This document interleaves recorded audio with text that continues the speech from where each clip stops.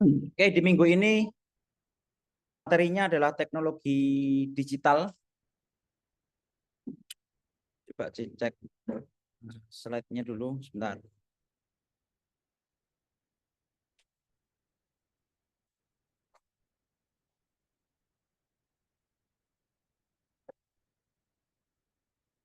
Ada yang belum presensi, ini tokennya nih.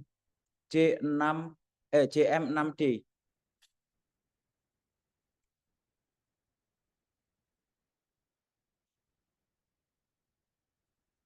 Ntar cek dulu ini yang di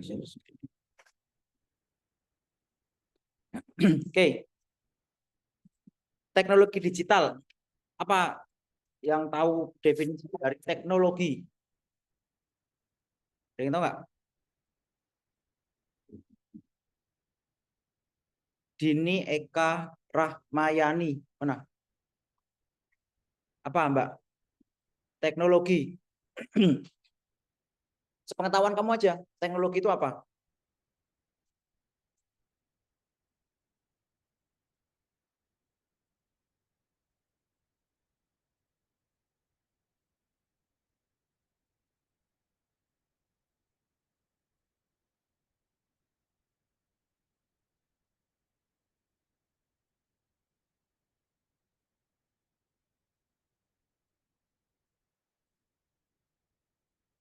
Oke, tools berkaitan dengan digitalisasi. Kemudian Farida Prilis Falsabila. Mana? Apa Mbak artinya? Pengertian. Nggak usah berdiri, duduk aja nggak apa-apa.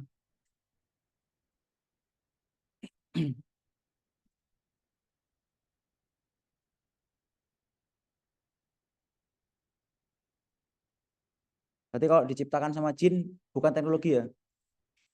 Ada nggak alat yang diciptakan sama jin? Kalau yang lain siapa ini ya? Ini nggak ada yang cowok ya? Ada ya, tapi namanya sih semua cewek semua ya. Mayoritas maksudnya isinya cowok. Maksudnya saya mau nyari nama yang cowok harus benar-benar dibaca gitu. Oh, ada satu nih Muhammad Fatan Ramadan. Yang paling gampang. Mana? Ya apa, Mas?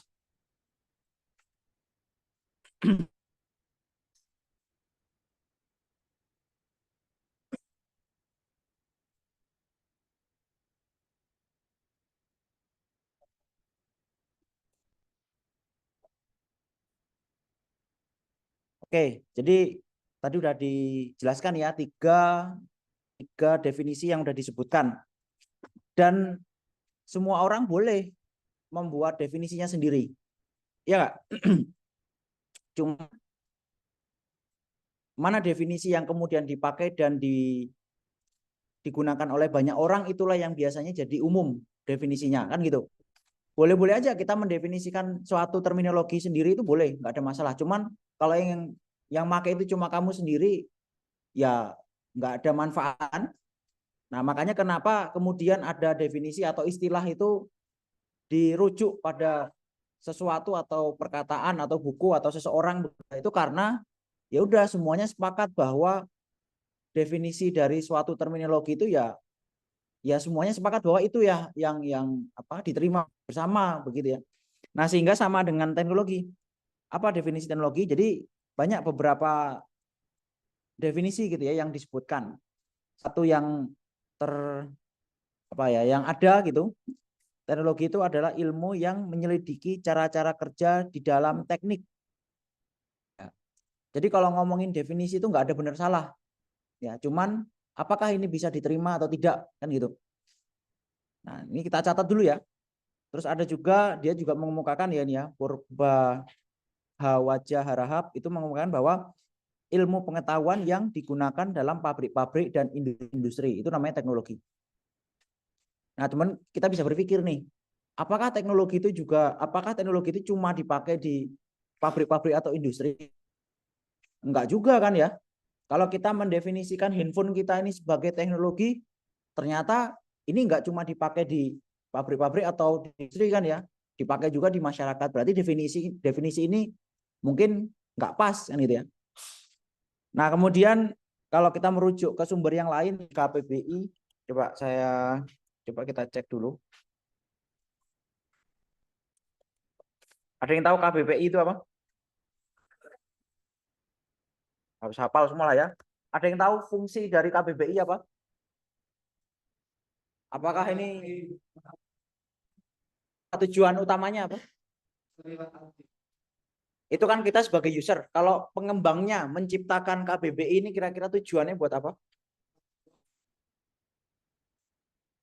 Tujuan utamanya adalah melestarikan bahasa Indonesia. Ya, bisa diulangi juga ya. Jadi ini bisa dibayangkan ya. Ini mungkin sedikit kaitan dengan terminologi, mungkin sedikit ada cerita lah atau sedikit gambaran. Kira kalau dalam ilmu bahasa itu teori dulu atau praktek dulu? Teori dulu yakin? Apakah orang itu mau berbicara itu dia nulis dulu, ada teorinya baru ngomong? Nah, jadi ilmu yang mungkin sedikit berbeda dibandingkan lain adalah ilmu bahasa. Itu tuh praktek dulu. Jadi orang bisa ngomong itu nggak ada teorinya. Makanya kemudian kalau kalian belajar bahasa banyak apa? Pengecualian, ya nggak? Ya karena orang itu ngomong dulu, bercakap dulu, kemudian ada muncul definisi baru gitu ya. Karena itu tidak sesuai dengan teori yang ada, makanya kemudian muncul banyak pengecualian. Beda sama ilmu yang lain. Kalau ilmu matematika nggak mungkin gimana caranya mendefinisikan luas segitiga tanpa adanya teori dulu, nggak mungkin. Pastikan teorinya dulu, kan gitu. Baru dihitung luasnya, kan gitu. Termasuk juga ilmu bidang yang lain, ilmu ekonomi itu juga pasti teorinya dulu baru prakteknya. Nggak mungkin praktek dulu baru teorinya dirumuskan dari praktek. Itu nggak mungkin. Hancur kayak gitu kalau ekonomi caranya begitu. Pasti teori, simulasi baru bisa dipraktikkan. Nah, yang unik bahasa itu tidak. Bahasa itu ya udah orang zaman dulu perlu nggak komunikasi? Perlu. Kayak kita ngomong misalnya 2000 tahun yang lalu lah, bayangin. Apakah ada buku? Kayaknya nggak ada ya. Nah, kalau ada buku pasti udah banyak tuh ilmu pengetahuan yang kita dapatkan dari peninggalan dari tahun 2000 atau tahun 2000 sebelum Masehi kan gitu ya. Nah, kesimpulannya tapi apakah mereka tidak berbicara antar manusia?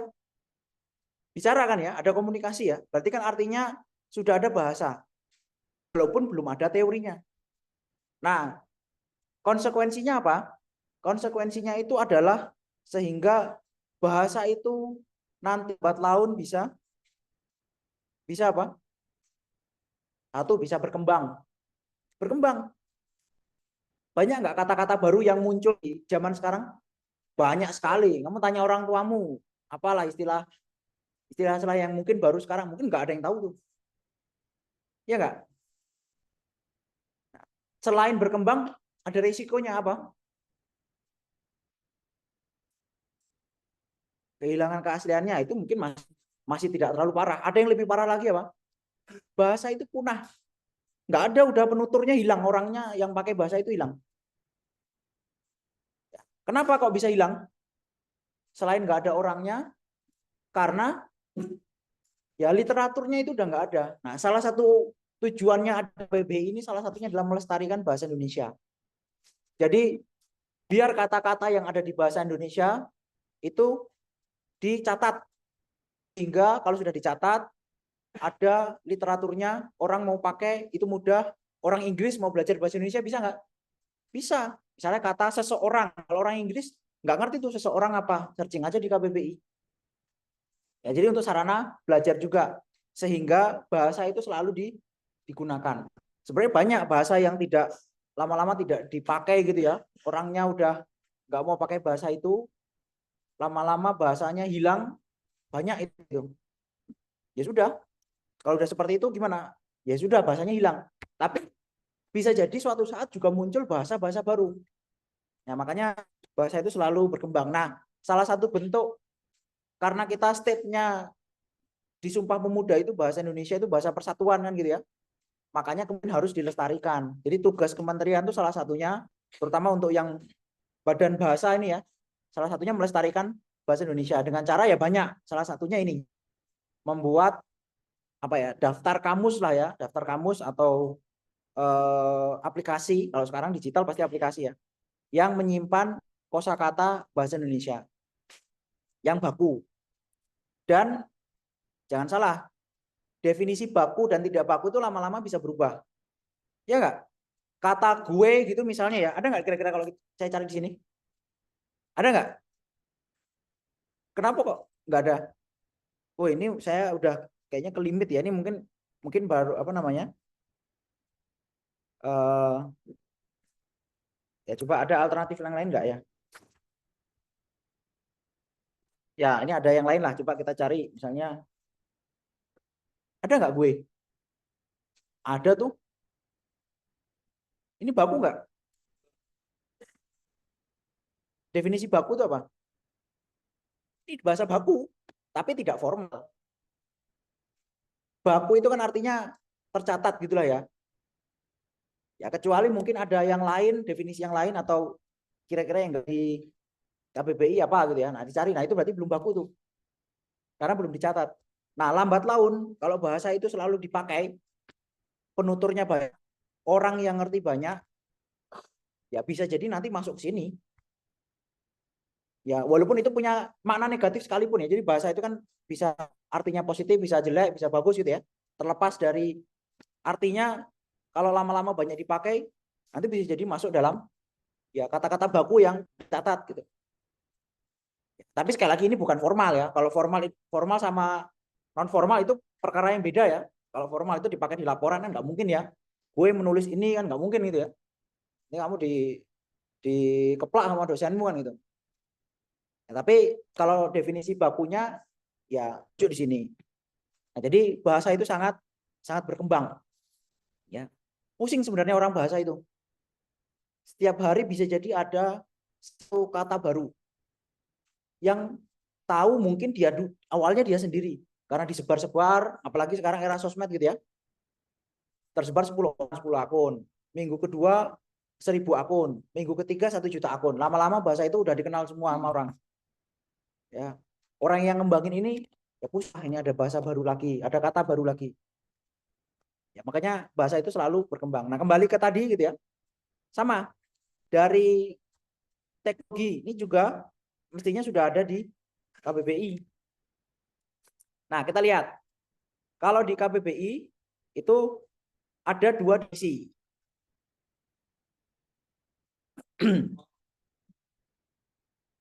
Alarm ngapain, Mas? Bangun tidur. Oh, sahur. Wah, sholat duhur 1:30.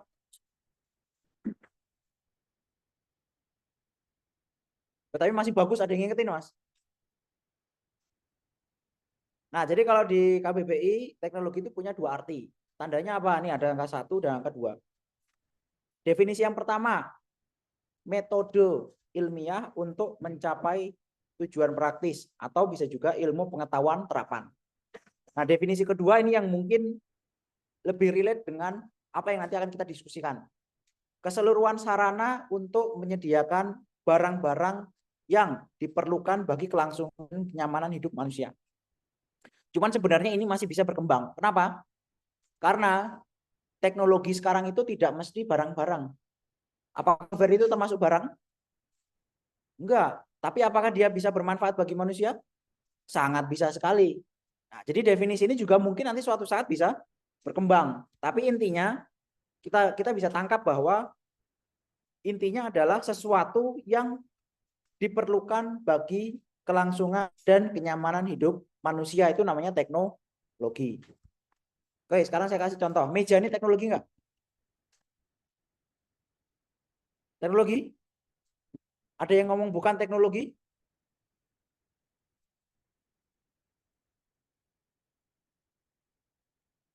Ya kalau cuma lihat definisi ini ya gampang ya, meja teknologi, tembok teknologi, kursi teknologi. Tapi apakah kalian yakin yang saya katakan tadi itu adalah sebuah teknologi? kayaknya dalam hati pasti menolak, nggak mungkin masa meja teknologi sih, ya nggak? Tapi kalau dia definisiin kok jadi nggak nyambung kan gitu ya. Nah, sebenarnya masalahnya adalah di mana? Kita sudah terbiasa terpapar dengan kondisi seperti ini, meja. Nah, sekarang kita flashback ke 1000 tahun yang lalu misalnya. Apakah meja itu sudah umum di tahun seribuan gitu misalnya? Kalau seribuan mungkin oke ya. Kalau di tahun sebelum Masehi misalnya. Nah, orang-orang itu apakah udah kenal meja? Belum. Jadi ketika mereka ada yang bisa bikin meja, makanya kemudian ini disebut teknologi nih. Iya nggak? Karena mungkin meja waktu itu belum umum, ya kan? Dan membantu kehidupan mereka. Tapi kalau sekarang kayaknya nggak ada rumah nggak ada mejanya atau ruangan nggak ada mejanya, nggak mungkin ya. Nah, jadi kita karena sudah sering terpapar dengan kondisi semacam ini, akhirnya ya udah kita berkesimpulan meja ini bukan teknologi dan itu hal yang normal. Kursi juga sama, ya. Sehingga teknologi dari sini kita bisa tarik kesimpulan lagi bahwa ini juga kaitan dengan masa atau berkaitan dengan waktu, ya. Bisa jadi yang kita anggap teknologi sekarang itu atau teknologi di zaman dulu belum tentu sekarang ini jadi suatu teknologi. Karena saking umumnya gitu ya, kita sering menjumpai. Nah, sekarang kemudian karena materi yang kita pelajari itu adalah digital. Jadi tidak teknologi saja. Tadi definisinya ada teknologi saja kan gitu ya. Nah, sekarang kalau ada bahan digital kira-kira apa definisi lengkapnya? Ya gampang. Tinggal kita tambahkan di sini. Ya, sarana digital. Ya, walaupun nanti digital juga punya pengertian sendiri. Kalau kita searching teknologi digital nggak mungkin ada ya karena kan dua suku kata ya. Tapi kalau satu suku kata digital. Sebenarnya definisi digital sih. Nah, ini yang mungkin perlu kita pelajari. Jadi sebenarnya digital itu adalah berkaitan dengan angka-angka untuk sistem perhitungan tertentu. Digit, satu digit, dua digit. Nah, kemudian muncullah digital. Digital itu sebenarnya ya berhubungan dengan angka-angka. Tapi kenapa kok bisa dijadikan, kalau dalam gambaran kalian pasti digital itu berhubungan dengan laptop yang canggih, handphone yang super kan gitu ya, AI yang pintar. Nah, kenapa seperti itu? Kira-kira apa alasannya? Kenapa kok digital? Saya tahu pasti dalam otak kalian kalau ngomongin digital itu pasti ya, woi komputer yang keren gitu ya, mobil listrik, kemudian juga kalau ada pesawat pesawat yang hebat, yang apa, yang teknologinya tinggi gitu ya. Ya memang sekali lagi merujuk ke definisi ya nanti bisa mengerucut istilah itu. Cuman yang jelas definisi digital itu ya berkaitan dengan angka-angka. Nah sekarang coba kita lanjutkan lihat slide-nya ya. Jadi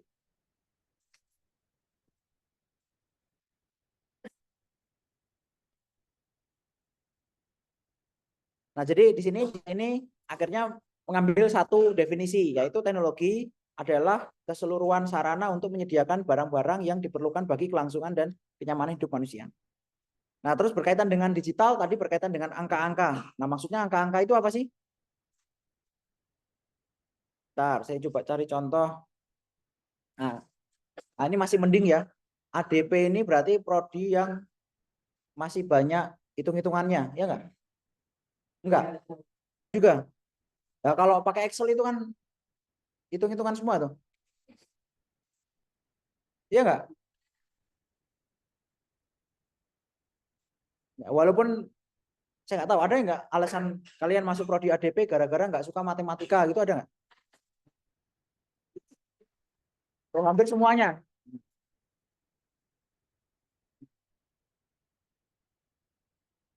Ya, walaupun realitanya kalian ngambil di prodi pun nggak mungkin tidak dengan matematika. Selama kita hidup di dunia ini gitu ya, selama kalian masih bernafas, bahkan nafas kalian pun bisa ada hubungannya dengan matematika. Jadi ya realitanya itu.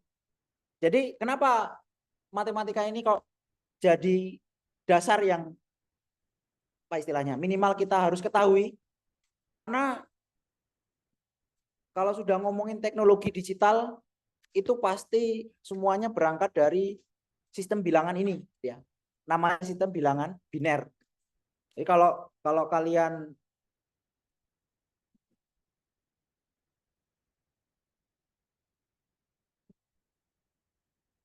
nah, ini kalau ada yang nonton film Matrix gitu ya, atau lihat wallpaper seperti ini nih, kalau nggak salah ini tulisannya ya, ini sebenarnya definisi biner nih. Ya, ini ya, jadi biner 0 1 nyala mati gitu ya. Biner itu cuma punya dua kondisi. Nah, jadi kalau kita flashback ke SMA, ini harusnya ke SMA nih. Tapi saya nggak tahu SMA di IPS kayaknya nggak ada ya. Teman-teman IPS semua? Oh IPS, ya wes. Oke, jadi yang kita tahu atau yang umum kita pakai itu sistem bilangannya desimal. Nah, ini semua orang udah tahu lah. Desimal itu ya dari 0, 1, 2, 3, 4, 5, 6, 7, 8, 9, habis itu 10 dan seterusnya. Contohnya berapa? 125, 255, 379 dan seterusnya. Termasuk misalnya berapa? Kalau ditanya uangmu berapa? 1.550.000.000 terusnya. Nah, itu kan itu desimal ya, dalam desimal. Nah, ternyata ada sistem bilangan lain. Sistem bilangan lain. Sistem bilangan yang lain tuh yang apa contohnya? Ada yang namanya biner. Biner ini cuma punya dua angka atau dua digit, 0 sama 1. Udah, itu aja. Ya, nanti akan ada cerita panjang di balik ini. Terus ada sistem bilangan yang lain lagi, namanya oktal. Jadi ini kenapa namanya desimal? Desi itu kan 10 ya.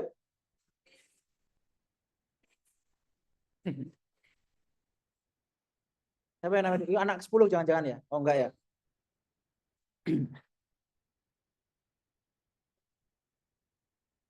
Ya kan desimal itu kan 10 ya. Makanya kemudian namanya sistem bilangannya desimal.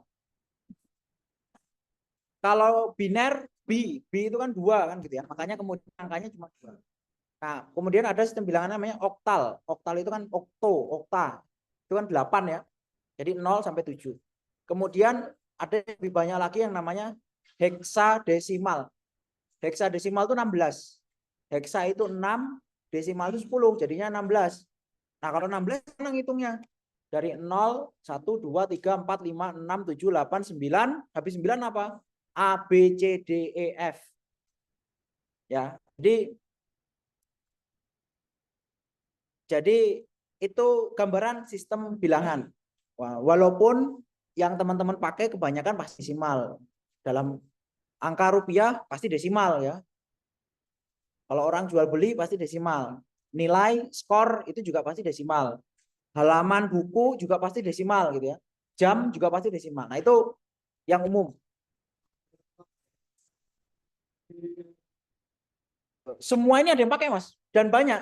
Cuman dunianya aja berbeda. Ya, nanti saya contohkan ya. Oke, atau kalau kita contohkan lah, kapan ada yang pakai heksadesimal? Ada yang tahu nggak kira-kira siapa orang yang pakai heksadesimal? Programmer. Jadi dalam programmer, atau kalau nggak programmer ada yang lebih umum. Selain programmer apa? Desainer. Kok bisa? Apa kira-kira? Dalam ngapain? Ada orang ukur pakai heksadesimal. Desainer ini saya maksud desainer digital ya. Tukang gambar digital lah, maksudnya gitu kira-kira. Kenapa kok pakai heksadesimal? Ada yang tahu?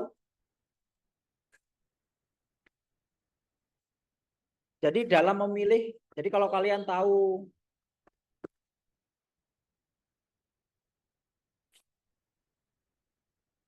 jadi kalau orang desain kan untuk menentukan warna, ya. Warna ini tidak didefinisikan seperti kalau perempuan ngomong itu warna pink banyak sekali ya turunannya. Nah, pusing nggak Mas? Pusing toh? Sama, pusing juga saya. Nah, tapi Tentu tidak standar kalau seperti itu. Iya nggak? Nah, mendefinisikannya gimana? Pakai kode suatu kode. Ya, contoh, ada nggak ya? Nah, ini kelihatan ya. Nih contohnya, kode ini C3DCD8. Ini kodenya ditulis dalam heksadesimal. Walaupun kalian nggak sadar, kalian pakai pasti. Iya nggak? Ya, beli cat jarang sih ya. Karena cat nggak terlalu banyak warnanya. Kalau di pilihan warna digital kan banyak sekali. Makanya berbasis harus ada kodenya. Ya, ini salah satu contoh penggunaan dari heksadesimal. Ya, walaupun kalian nggak sadar, ya nggak sadar, tapi ada dan masih banyak lainnya, terutama di bidang programmer atau di aplikasi itu banyak sekali yang menggunakan sistem bilangan itu. Apa kok nggak pakai angka-angka desimal aja? Ya, satu selain banyak ya tanya programmernya. Ya sebenarnya enggak sih, karena standarnya dari sana ya pembuat sistem operasinya itu ya sudah mendefinisikan untuk warna itu dalam bentuk ini, dalam kode seperti ini. Jadi makanya semua aplikasi ya. Tapi walaupun itu juga biar lebih pendek. Karena kalau ditulis dalam desimal jadi panjang sekali. Ya. Nah, itu gambaran ya, contoh untuk desimal. Kalau heksadesimal. Kalau desimal ini nggak usah ada contoh ya, banyak sekali. Nah, sekarang gimana kalau oktal? Nah, oktal ini mungkin sedikit jarang ya, tapi juga banyak dipakai di engineering biasanya. Ya. Nah, sekarang kalau biner gimana? Nah, ini saya gambaran. Manusia itu kalau berbicara, berkomunikasi, itu pakai apa? Apa sarananya untuk bisa saling mengerti? Bahasa. Bahasa ya. Jadi kalau mau mengungkapkan sesuatu itu bahasa, menyuruh pakai bahasa, minta tolong juga pakai bahasa. Ya terlepas bahasanya apa, kita sebagai manusia mengeluarkan atau memberi instruksi dan seterusnya itu pakai bahasa kan gitu ya. Kalau kita hidup di Indonesia ya yang umum pakai bahasa Indonesia. Sekarang pertanyaannya, kalau komputer itu kan juga terdiri dari banyak perangkat ya. Ada CPU, ada memori, ada layar, ada keyboard, ada mouse, laptop ya mungkin apalagi ada storage-nya, ada hard disk-nya. Nah, pertanyaannya, gimana kira-kira si perangkat-perangkat itu saling bisa berkomunikasi? Apakah mereka juga pakai bahasa seperti manusia seperti kita?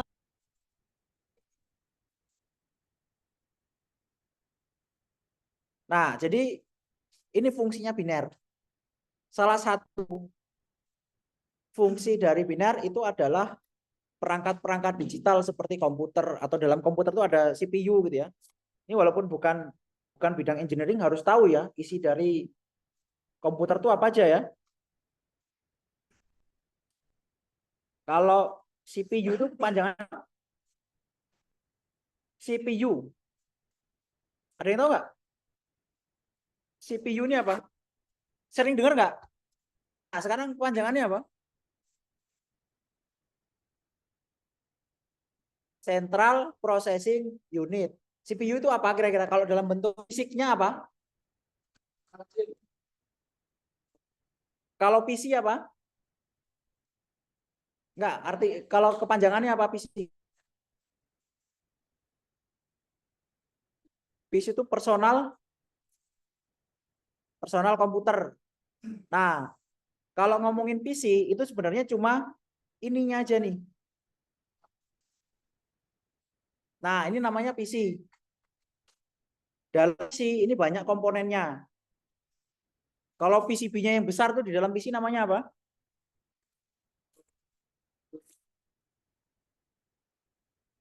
Namanya motherboard. Wah, ini malah ngajarin sistem komputer nih. Enggak, saya mau menjelaskan bahwa perangkat di komputer dalam sebuah personal komputer itu banyak. Ada motherboardnya, ada CPU-nya, ada storage-nya, kemudian ada memorinya gitu ya. Nah, sehingga mereka itu juga anggaplah bisa seperti kayak manusia, cuman punya tugas-tugas tertentu.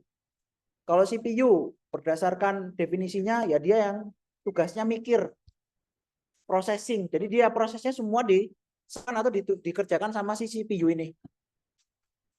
Kalau si storage tugasnya ngapain? Ya nyimpen data. Jadi kalau manusia ya dia nulis. Ya dicatat buku gitu ya.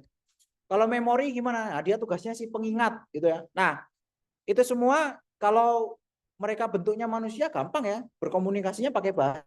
Sekarang pertanyaannya kalau bentuknya seperti ini komunikasinya gimana? Nah, inilah fungsi dari sistem bilangan R. Jadi mereka berkomunikasi saling mengirim data itu. Datanya cuma bentuknya angka 0101. Ya. Jadi biner ini digunakan salah satunya untuk komunikasi perangkat-perangkat digital. Ya, masuk dalam pemrograman itu juga banyak sekali yang menggunakan biner. Nah, sekarang ada contoh ya. Contoh karena ini bicara matematika ya tentunya ada hitung-hitungannya. Kita bisa melakukan namanya konversi dari sistem bilangan tertentu ke sistem bilangan yang lain. Misalnya dari desimal ke biner, biner ke desimal. Ya, cuman mungkin saya akan kasih teknisnya langsung ya. Maksudnya dalam artian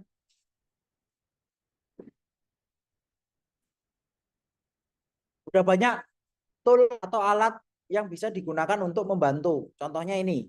Saya mau mengkonversi dari desimal ke biner gitu ya. Misalnya desimalnya 2025. Nah, binernya berapa? Ini binernya. Ya, panjang, nanti silakan dibaca sendiri ya. 1 dan seterusnya. Kebalikannya juga bisa kita lakukan gitu ya. Oh, ini di atasnya ya. Nah, misalnya saya punya angka 1011. Panjang inilah ya. Nah, ini berapa desimalnya? 5493. Artinya kita bisa mengkonversi antar sistem bilangan. Nah, gimana cara ngitungnya? Nah, ini kayaknya sih nanti muncul di kuis ya kalau nggak salah ya. Jadi harus bisa. Nah, tapi di minggu lalu kan saya ngajarin pakai AI ya. Ya sama. Sebentar.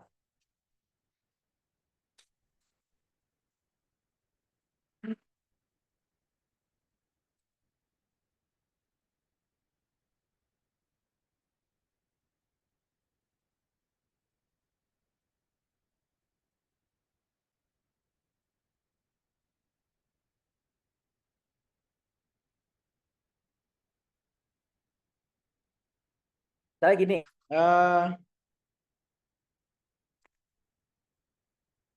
jelaskan secara detail step by step proses perhitungan konversi dari berapa? 2000 banyak kan ya 2025 1111 biner ke desimal.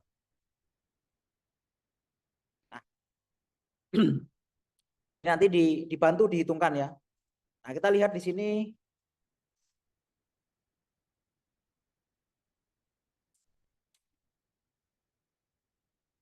Nah, jadi kita tulis binernya 11011.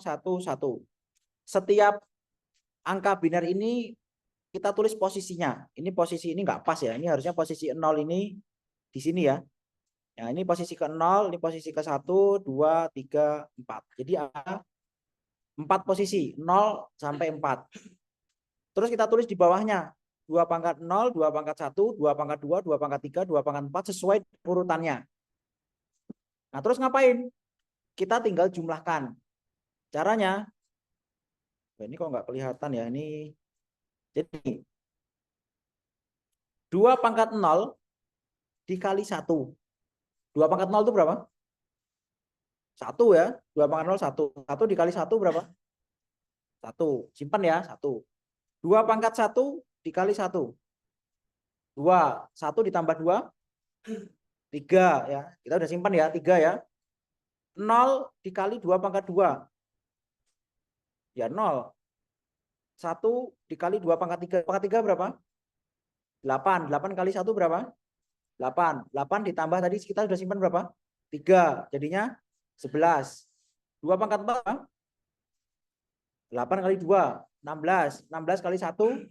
16. Tadi berapa? 11 ya? 11 tambah 16 berapa? 27. Nah itu cara ngitungnya begitu. Itu untuk mengkonversi dari biner ke desimal. Jadi kita tinggal pangkatnya sesuai posisi kita kalikan dengan angka yang ada pada posisi itu kemudian dijual. Ya, yang penting tahu konsepnya. Kalau ketemu biner yang panjang gimana? Nggak usah capek-capek ngitung sendiri pakai kalkulator. Kalkulator dibikin ya untuk memudahkan kita, tapi harus tahu konsep dasar perhitungannya gimana. Jangan cuma pakai kalkulator tapi nggak tahu ngitungnya gimana. Nah, itu yang salah. Nah, sekarang kebalikannya. Kalau misalnya kita punya angka berapa? Misalnya 48 desimal. Berapa binernya? Jelaskan detail step by step. Caranya kira-kira gimana? Caranya itu lebih mudah dibandingkan dengan yang sebelumnya. Kita tinggal bagi 2, bagi 2, bagi 2, bagi 2 gitu ya. Nah, ini ada urutannya enggak ya?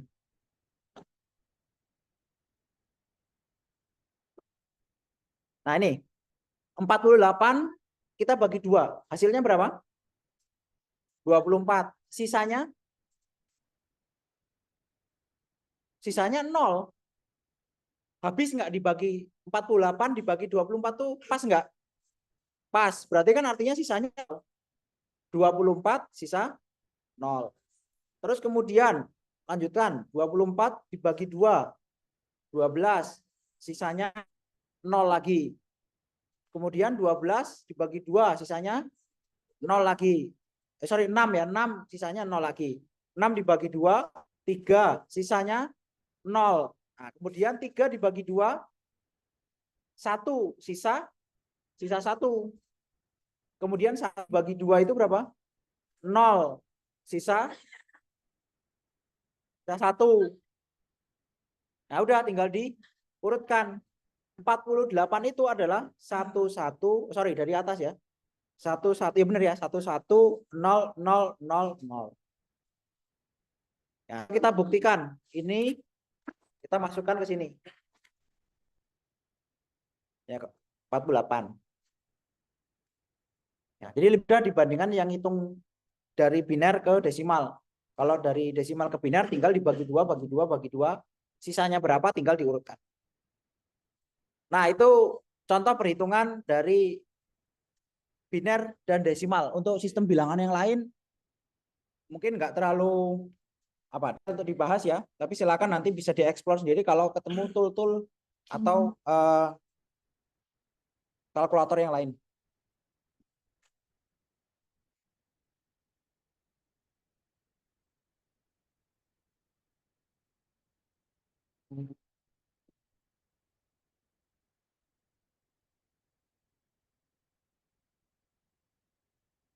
Nah, kemudian nah ini sedikit karena kita ngomongin teknologi digital itu tidak bisa lepas dari yang namanya komputer.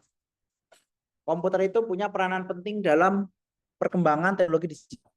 Nah, mungkin saya kasih gambaran dulu ya. Pertama, komputer zaman dulu itu tidak seperti yang kita gunakan sekarang ini.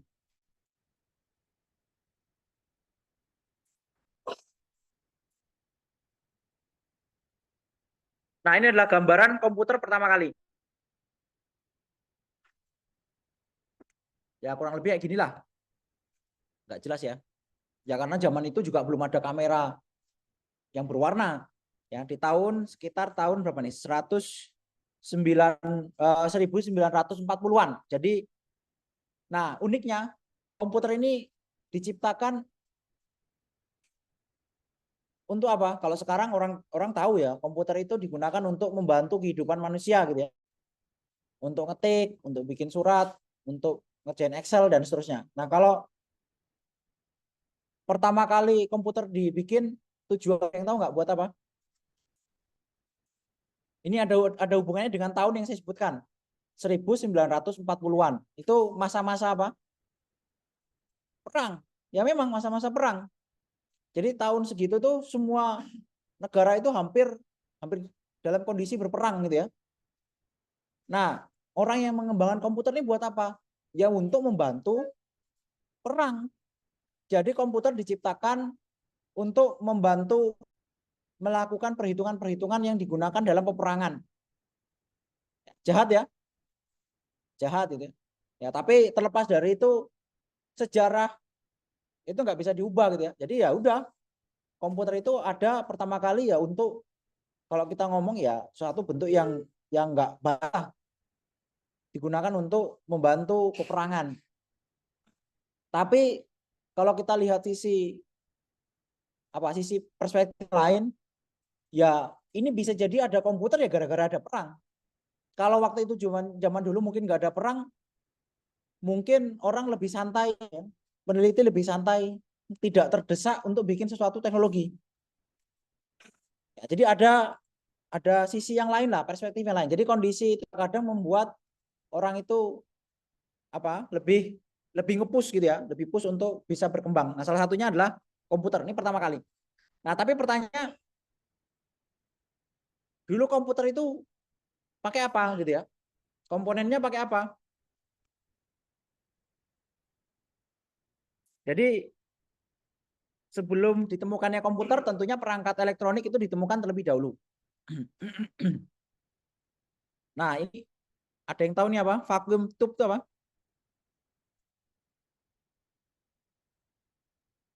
Ya, ini sebenarnya mirip seperti transistor ya kalau sekarang ya. Walaupun kalian nggak tahu transistor ya. Ya, nggak apa-apa. Kan nggak harus kalian semuanya kan ya. Tapi paling tidak pernah dengar. Nah, ini mirip dengan transistor. Di zaman modern nanti kemudian bisa berkembang untuk menjadi chip. Cikal bakalnya jadi chip itu dari namanya vacuum tube ini. Nah, komputer pertama kali itu disusun dengan vacuum tube ini banyak gitu ya, banyak vacuum tube. Kerjaannya ngapain? Jadi komputer itu zaman dulu ya sekedar untuk bikin perhitungan, membantu perhitungan, bikin logika sederhana, tidak seperti sekarang untuk bikin program gitu ya. Tapi untuk membantu proses-proses perhitungan yang panjang tidak perlu dikerjakan sama manusia tapi dikerjakan sama alat. Makanya komputer pertama kali itu dinamainya mesin gitu ya. Bahasa Inggrisnya mesin. Bahkan kalau kalian baca-baca di internet juga masih banyak orang yang pakai definisi mesin. Mesin saya itu ditenagai Intel prosesor gitu ya. Nah, makanya kemudian eh, apa nama-namanya masih pakai kata mesin gitu ya. Nah, seiring berkembangnya teknologi semikonduktor kemudian barulah jadi transistor.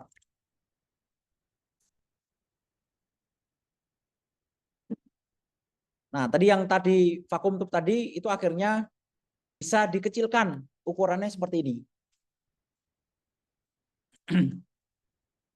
Ya, jadi yang tadi satunya ini ukuran segini ya dengan berbagai macam jenis dan fungsinya itu bisa dikecilkan ukuran segini. Tentunya ini berkaitan juga dengan teknologi material. Ya, materialnya semakin advance ya sehingga bisa dikembangkan jadi seperti ini.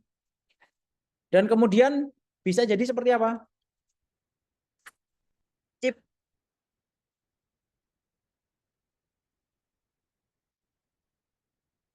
Nah, ini chip yang kalau nggak salah ini untuk handphone ya karena ukuran kecil. Nah, chip ini kalau di breakdown terdiri dari ratusan ribu, jutaan, bahkan miliaran transistor. Makanya kalau kita lihat ini komputer banyak sekali vakum tube-nya, ya memang cara kerjanya begitu. Jadi dia itu terdiri dari banyak vakum tube. Yang sekarang juga sama, terdiri dari banyak vakum tube sebenarnya. Cuma karena vakum tube-nya itu sudah bisa kecilkan lagi gitu ya. Makanya kemudian bentuknya jadi semakin kecil. Ya. Dan jangan dibayangkan sekali lagi teknologi itu muncul tiba-tiba gitu ya. Munculnya langsung begini enggak. Semuanya itu butuh proses, butuh butuh ya perjuangan gitu ya, dari yang bentuknya besar lambat laun lama-lama jadi kecil jadi kecil. Nah, itu hebatnya manusia gitu ya. Dia itu selalu berpikir, kemudian dia bisa menemukan inovasi yang baru. Nah, ini berkaitan dengan teknologi komputer. Jadi semakin lama ya, komputer pertama awal tahun 1940-an, di 1950-an itu kemudian ada generasi kedua yang lebih kecil ya. Barulah komputer desktop yang dikenal seperti ini itu sebenarnya belum lama juga ya. Kalian kalau ada yang pernah pakai komputer, jadi sebelum ada laptop itu kan komputer seperti ini dulu ya, yang banyak ya. Laptop itu kan baru akhir-akhir ini. Nah, komputer ini itu mungkin baru populer ya 1900-an. Ya, sorry, 1990-an ya. 1990-an. Jadi kalau kita hitung dari sekarang ya belum lama-lama banget ya, baru 20-30 tahun yang lalu. Baru kemudian 10 tahunan belakangan baru laptop lebih dominan, lebih populer karena sifatnya lebih mobile. Nah, jadi itu semua berkembang tidak langsung ada laptop seperti ini, enggak. Jadi semuanya itu berangkat dari sesuatu yang mungkin besar ya, berat, mengecil gitu ya. Itu gambaran dari komputer. Nah, sekarang kalau yang seperti ini misalnya Intel atau AMD Ryzen.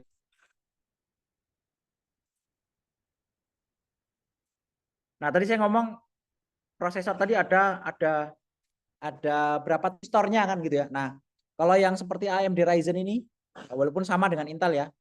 Nah, ini contohnya misalnya AMD Ryzen 5 5600 itu jumlah transistornya di dalam ada berapa nih? 4,15 billion tuh kalau bahasa Indonesia berapa? Miliar. Jadi ada 4 miliaran. Ya. Semakin banyak jumlah transistornya, biasanya chipnya itu makin advance. Jadi semakin kenceng, fiturnya semakin banyak. Sehingga kalau dalam dunia prosesor ada tuh variasi berapa nanometer kan gitu ya, kalau sering nyimak handphone atau teknologi handphone, teknologi komputer gitu ya. Oh, ini chipnya berapa? 5 nanometer. Ini chipnya berapa? 2 nanometer. Berarti kalau semakin kecil ukurannya bisa semakin kecil, jumlahnya nanti bisa semakin banyak dengan package yang ukurannya sama. Karena prosesor kan segitu-segitu aja ya. Kalau mau dibikin laptop ini ya nggak mungkin juga kan gitu ya. Pasti kan harus kecil juga. Nah, makanya kemudian ukurannya dikecilkan biar jumlah transistornya semakin banyak. Nah, kemudian nanti muncul yang lainnya. Contohnya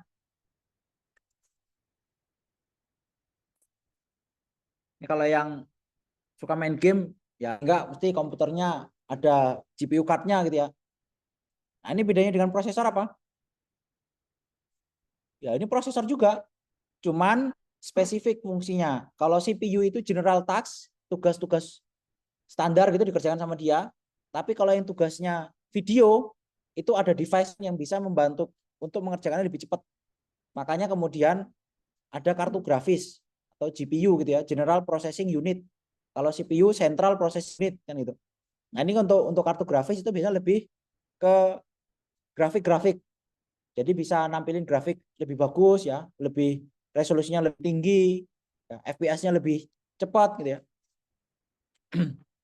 Termasuk dalam perkembangannya sekarang ya untuk generatif AI kayak gini, ChatGPT dan seterusnya, itu semua bisa dikerjakan sama GPU.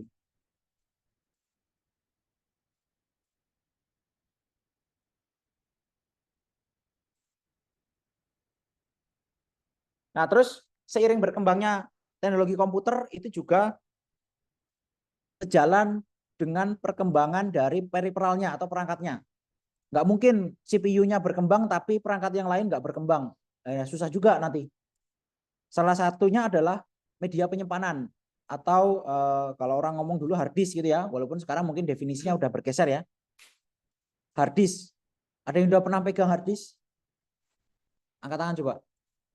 Pegang fisik gitu ya. Coba angkat tangan. Mana? 1, 2, 3, 4, 5. Yang lain belum. Oke, jadi Apa fungsinya? Ya, menyimpan data. Tapi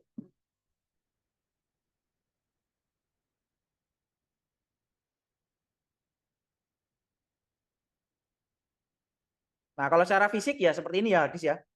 Nah, kalau dibongkar isinya seperti ini. Ada lingkarnya ini ya. Nah, pertanyaannya apa itu lingkaran itu? Ada yang tahu nggak?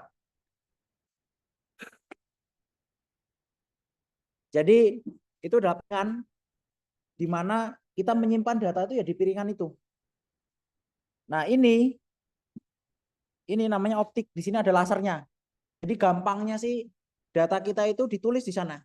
Ya, pakai laser itu. Makanya kemudian ini harus berputar karena datanya nanti simpan di seluruh area disknya nih. Kenapa namanya disk? Ya karena bentuknya seperti disk gitu ya. Ya dibongkar di dalamnya. Kalau kalau lihat dari luarnya aja kan tidak disk ya, tidak lingkaran gitu ya. Nah, kemudian seiring berkembangnya teknologi apa setelah itu? Ya hard disk kemudian ditemukan ada dua tipe. Ya, yang standar ukurannya 1,5 inci sama 2,5 inci. Kalau yang 3,5 inci di komputer, yang 2,5 inci biasanya dipasang di mana? Di laptop. Kita size-nya lebih kecil. Nah, kemudian setelah hard disk ada yang namanya SSD. Apa SSD? Solid State. Walaupun udah nggak ada cakram, karena di situ kan artinya cakram ya atau piringan gitu ya. Tapi karena definisi disk itu sudah melekat ke media penyimpanan, ya udah namanya solid state disk. Tapi walaupun namanya ini nggak ada, udah nggak ada cakramnya, udah nggak ada disk. Isinya sekarang isinya di dalam ini apa? Chip-chip.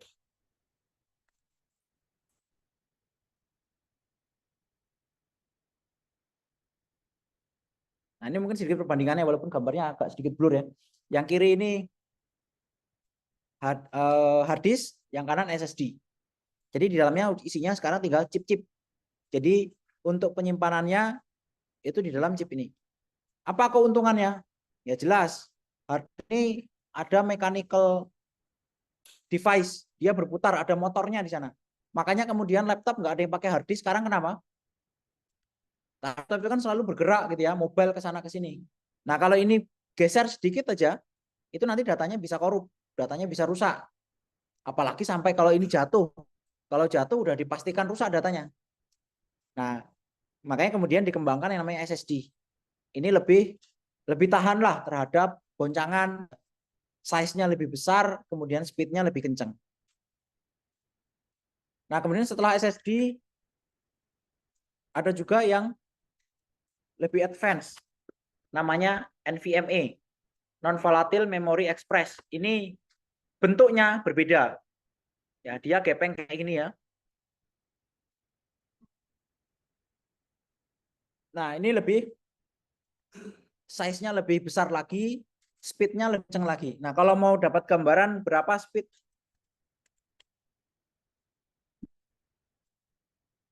ada nggak ya? Nah, ini ada nih. Ini sedikit gambaran ya. Kalau ngomongin kecepatan, jadi kecepatan baca tulis dari sebuah memori apa namanya, memori penyimpanan itu juga penting ya. Kalian pasti nggak mau nunggu mau buka gambar atau video, kliknya sekarang nunggu 1 menit baru buka. Malas banget ya kalau seperti itu ya. Nah, berarti media penyimpanannya juga harus kenceng menyediakan data. Kalau untuk hard disk, anggaplah misalnya kecepatannya 100 gitu ya. Nah, kalau yang SSD tadi ya 5 kali lipatnya lah. Kalau yang NVMe berapa? Bisa sampai 25 lipat dibandingkan dengan yang hard disk. Sehingga efeknya apa? Atau kenapa kok ini harus ada sampai harus ada NVMe? Ya bayangkan kalau kalian misalnya kerja di perusahaan yang misalnya bikin film yang kualitasnya resolusinya 4K, kan nggak mungkin filenya kecil, ya nggak mungkin ukuran filenya itu cuma 100 mega, nggak mungkin. Sehingga konsekuensinya pasti filenya besar. Nah kalau besar, tapi kalian nggak mau nunggu lama kan ya, masa di open sekarang atau diklik sekarang bukanya nanti 5 menit selanjutnya ya malas banget kan gitu ya. Makanya butuh storage yang kenceng. Nah ini gambarannya kenapa media penyimpanan itu sekarang kenceng-kenceng ya karena kebutuhan manusia juga udah bergeser ya, semakin besar size yang kita simpan sehingga butuh butuh kecepatan yang lebih kencang. Kalau yang mobile, nah ini semua pakai ya. Sekarang masih ada yang pakai flash disk nggak? Masih. Nah ini sedikit flashback dulu zamannya waktu masih flash disk itu sangat populer. Sekarang mungkin udah nggak terlalu populer ya. Apa efeknya?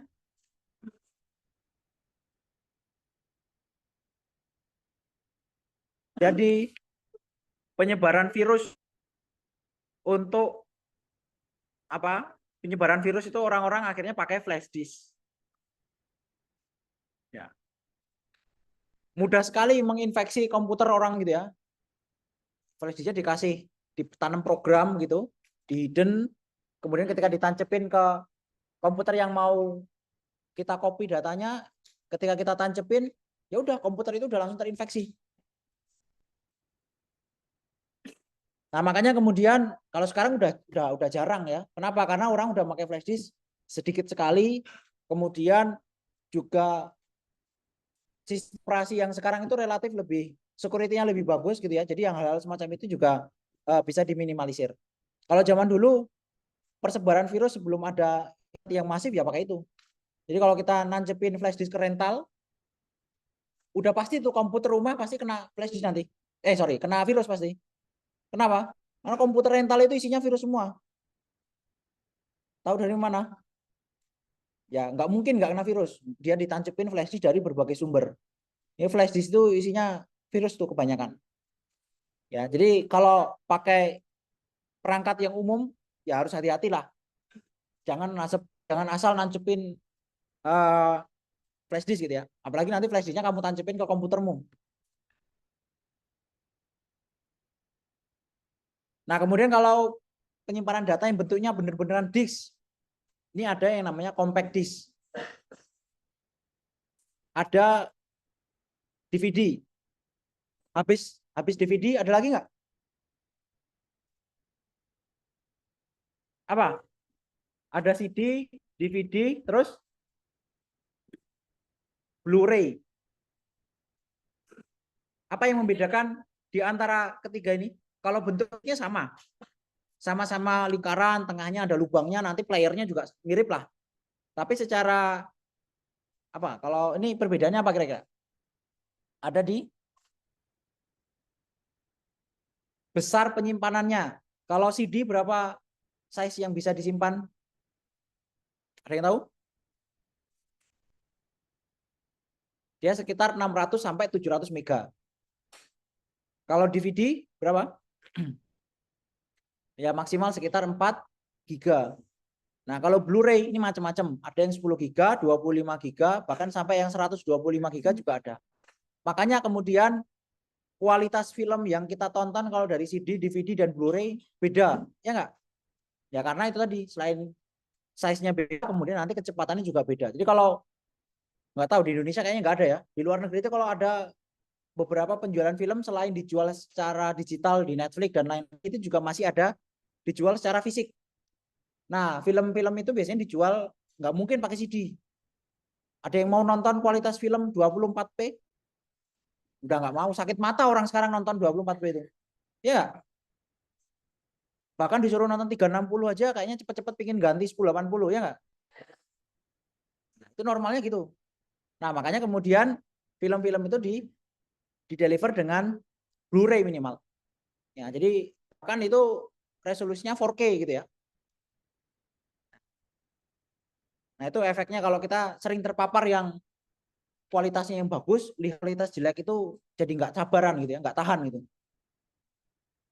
Ya sama, orang zaman dulu internet itu kecepatannya 10 kilobit per second. Ya, buka Facebook itu nunggu dulu 30 detik baru kebuka halaman home-nya. Ya. Tapi orang zaman dulu juga bisa aja sabar tuh ya, tidak marah-marah gitu ya. Kalau sekarang buka Twitter tidak keluar dalam 0,5 detik, wah langsung posting tuh ya. Ya, jadi harus cepat kan ya, harus cepat, harus kenceng. Apalagi kalau YouTube terus kemudian buffer gitu ya, nah, udah emosi itu pasti ya. Nah kemudian media penyimpanan selanjutnya terakhir ini ya adalah cloud storage. Nah ini sekarang yang kayaknya nggak ada yang nggak, akun email student kalian dikasih berapa giga? Saya nggak tahu, pokoknya dikasih kan ya.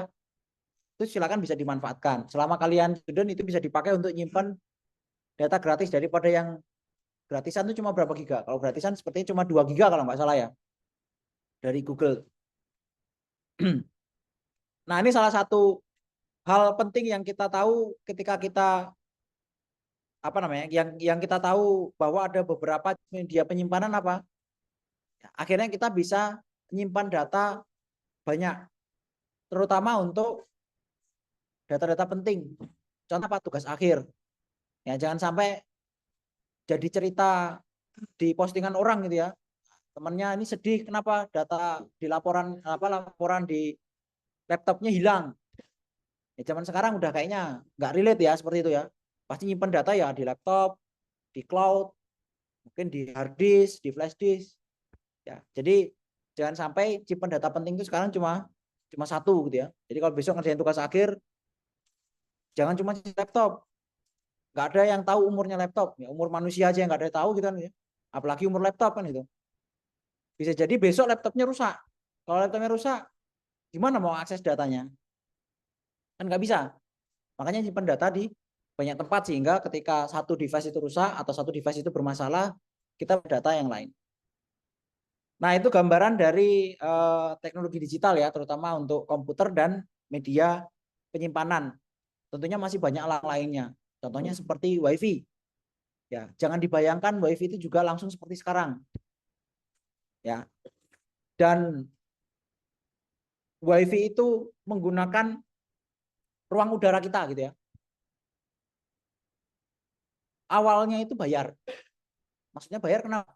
Jadi semua pemerintah itu kan pasti mengatur kekayaannya. Salah satunya itu ya kekayaan penggunaan ruang udara. Nah, penggunaan frekuensi gitulah gampangnya. Akhirnya negara itu sedunia bersepakat teknologi yang disebar lewat jaringan 2,4 GHz itu gratis. Ya, nggak perlu bayar. Nah, jadi kalau ada perangkat yang dia itu pakai WiFi ya atau istilahnya pakai frekuensi 2,4 giga atau 5,8 giga. Jadi frekuensi WiFi itu sekarang ada dua ya. 2,4 giga sama 5,8. Biasanya yang support dual band itu ada tulisan dual band itu berarti artinya support dua dua dua dua frekuensi. Terus kalau ada WiFi yang tulisannya di belakangnya ada 5-nya gitu ya biasanya ya. Misalnya apa? ABC terus ada lagi ada ABC 5 gitu ya. Nah, yang 5 itu biasanya 5 GHz. Itu lebih kencang biasanya speednya. Nah, itu gratis. Dalam artian penggunaan ruang udaranya itu gratis. Yang bayar contohnya gimana? Ya, misalnya Telkomsel itu juga menggunakan atau Indosat itu juga menggunakan frekuensi yang ada di Indonesia ya. Nah, itu harus bayar. Makanya pemerintah tidak membuka semua frekuensi secara gratis ya, rugi. Ini kan kekayaannya negara kan gitu. Ya nggak cuma Indonesia sih, semuanya negara seperti itu. Jadi kalau mau menggunakan frekuensi tertentu itu ada aturannya. Kalau sinyal GSM atau 4G dan seterusnya, nah itu mereka harus bayar. Ya, jadi harus bayar. 5G juga harus bayar. Nah, itu dengan adanya jaringan wireless, akhirnya kita bisa saling terhubung. Jadi yang dibayangkan ya, sekarang laptop ini bisa terhubung WiFi. 10 tahun yang lalu kayaknya itu masih yang bisa melakukan itu cuma orang kaya, perusahaan yang mungkin super kaya gitu ya. Tapi kalau sekarang udah umum sekali, handphone kita udah bisa terhubung dengan WiFi, laptop bisa terhubung dengan WiFi. Nah, itu jadi seiring berkembangnya teknologi, biasanya teknologi yang lain itu juga ikut berkembang. Mungkin itu aja yang bisa saya sampaikan. Silakan jangan lupa kuisnya dikerjakan. Sekali lagi kalau ada yang kelewatan, saya bisa buka. Ya, di sini saya juga cuma sebagai user, tidak bisa jadi admin, sehingga ya sudah. Kan 1 minggu kan? Ya, masa satu minggu masa kelewatan?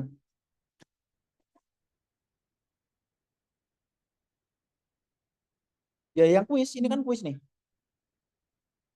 Nah, makanya jangan lupa ini sampai 2 Maret.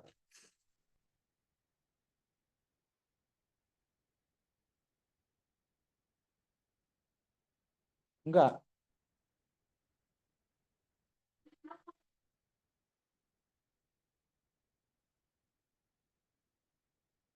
perasaan saya sudah saya kasih tahu kan ya. Setiap kuis silakan cek cek anunya.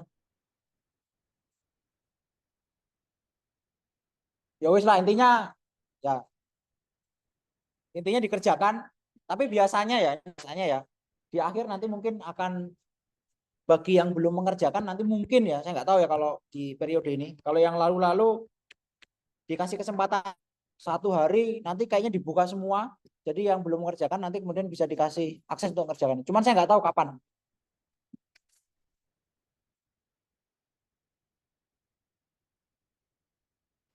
Oke, ada lagi yang mau ditanyakan?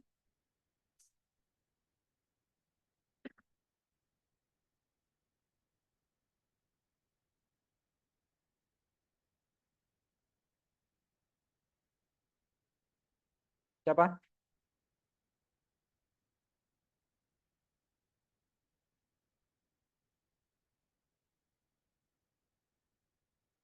Haji mana? Oke.